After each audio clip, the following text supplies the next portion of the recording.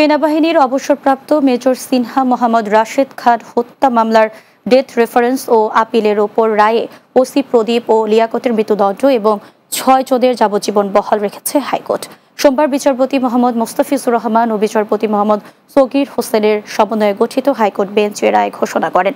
একই সঙ্গে প্রত্যেক আসামির ৫০,০০০ টাকা করে জরিমানার আদেশ বহাল আছে। এর আগে ২০২২ সালের ৩১ জানুয়ারি সিনহাকে হত্যার দায়ে প্রদীপ ও লিয়াকতকে মৃত্যুদণ্ড এবং আরও ৬ জনকে যাবজ্জীবন কারাদণ্ড দেন কক্সবাজার জেলা ও দায়রা জজ মোহাম্মদ ইসমাইল। ২০২০ সালের ৩১ জুলাই রাতে কক্সবাজার টেকনাফ মেরিন ড্রাইভে শামলাপুর চেকপোস্টে গুলি করে হত্যা করা হয় মেজর সিনহাকে। ঘটনার ৫ দিন পর নিহত সিনহার বোন শারমিন শাহরিয়ার ফেরদৌস বাদী হয়ে আদালতে মামলা দায়ের করেন।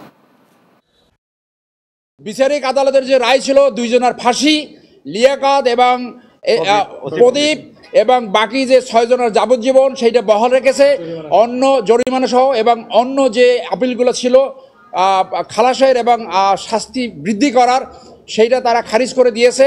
অ্যাপিলেট ডিভিশন আছে, সো ওই ফেজগুলো পার করার পরে যেই দিন রায়টা কার্যকর হবে, যদি একই রায় থাকে এবং রায়টা কার্যকর হয়, সেদিনে আমরা বলবো আসলে আমরা চূড়ান্তভাবে সন্তুষ্ট।